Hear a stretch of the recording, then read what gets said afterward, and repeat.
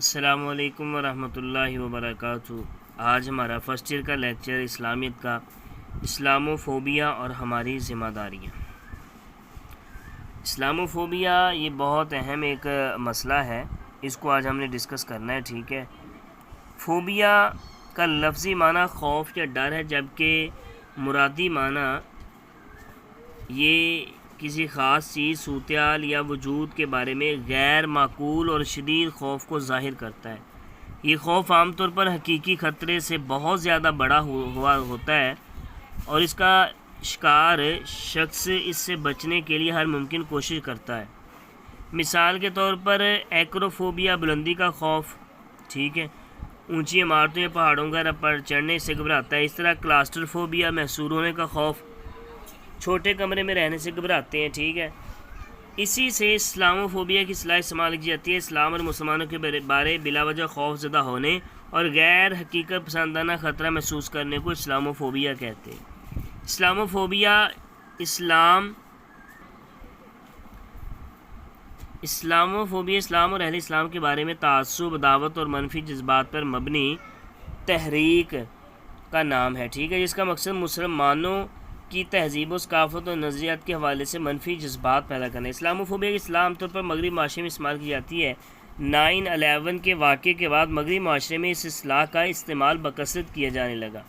اسلام اور مسلمانوں کو خطرے اور دہشت گردی کی علامت کے طور پر پیش کیا جانے لگا۔ اسلام کے بارے میں یہ منفی پروپیگنڈا کیا گیا کہ اسلام دہشت گردی کو فروغ دینے والا دین ہے، اسلام دیگر ادیان کو ماننے کے ساتھ میل جول کو برداشت نہیں کرتا، اسلام آزادی اظہار رائے کی مخالفت کرتا ہے، اور یہ کہ اسلام بنیادی انسانی حقوق اور آزادی نسواں کی نفی کرتا ہے۔ اسی طرح اسلام کے تصور جہاد کو غلط انداز میں پیش کیا گیا۔ اس منفی پروپیگنڈے کی وجہ سے مغربی معاشرے میں مسلمانوں کو امتیازی طرز عمل کا سامنا کرنا پڑا۔ مسلمان خواتین کے حجاب چھینے گئے، مساجد پر حملے ہوئے، نبی کریم صلی اللہ علیہ وسلم ذات اقدس اور آپ کی ناموس مبارک پر حملے کیے گئے، آپ کے تشخص کی غلط تصویر پیش کرنے کی کوششیں کی گئیں، قرآن مجید کی بے حرمتی کے متعدد واقعات رونما ہوئے، اور اسی نوعیت کے واقعات اب بھی وقتاً فوقتاً رونما ہو رہے ہیں۔ اسلاموفوبیا میں مبتلا افراد اسلامی مقدسات کی توہین کا زہر آلود اقدام کر کے دنیا بھر کے مسلمانوں کو کرب و الم میں یعنی پریشانی میں مبتلا کر دیتے ہیں۔ حالانکہ کسی بھی مذہب کی مقدسات کی توہین ایک عالمی جرم ہے، یہ جرم امن و امان اور بقائے باہمی کے اصول کی کھلم کھلی خلاف ورزی ہے۔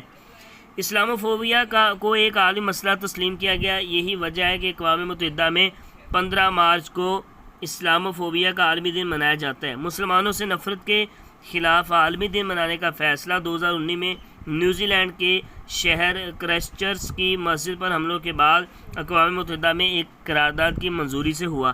ان حملوں میں 51 مسلمان شہید ہو گئے تھے، اور 15 مارچ 2024 کو اقوام متحدہ کی جنرل اسمبلی نے مسلمانوں کے خلاف نفرت کی لہر پر قابو پانے کے لیے پاکستان کی جانب سے پیش کی جانے والی قرارداد منظور کی، جس میں دنیا بھر کے ممالک سے یہ کہا گیا کہ وہ اس مسئلے سے نمٹنے کے لیے متفقہ اقدامات کریں، ٹھیک ہے۔ مغربی میڈیا کے منفی کردار کے ساتھ ساتھ مسلمانوں کی باہمی لڑائیاں ایک دوسرے کے بارے میں منفی خیالات کا اظہار اسلاموفوبیا کے اسباب میں شامل ہے۔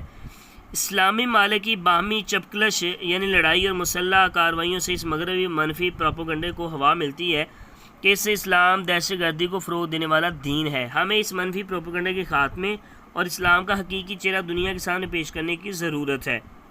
ہمیں اپنے معاشرے میں اتفاق، اتحاد، باہمی یکجہتی کو فروغ دینے کی ضرورت ہے۔ مسلمان معاشرے سے انفرادی مسلح کارروائیوں کے تدارک کے لیے یعنی ان کو ختم کرنے کے لیے ریاست پاکستان سے 2018 میں پیغام پاکستان کے عنوان سے ایک متفقہ بیانیہ جاری کیا گیا، جس کے ساتھ 1800 علماء کرام کے دستخطوں سے ایک متفقہ فتویٰ بھی جاری کیا، جس میں اسلام کے تصور جہاد کی وضاحت کی گئی، اسی میں دہشت گردانہ حملوں کی مذمت کی اور قرآن و سنت کی روشنی میں اسلام کی درست تصویر پیش کی گئی۔ اس بیانیے کی روشنی میں اسلام کے حقیق نظریہ جہاد، اتفاق و اتحاد، اخوت و الفت پر عمل پیرا ہونے کی ضرورت ہے۔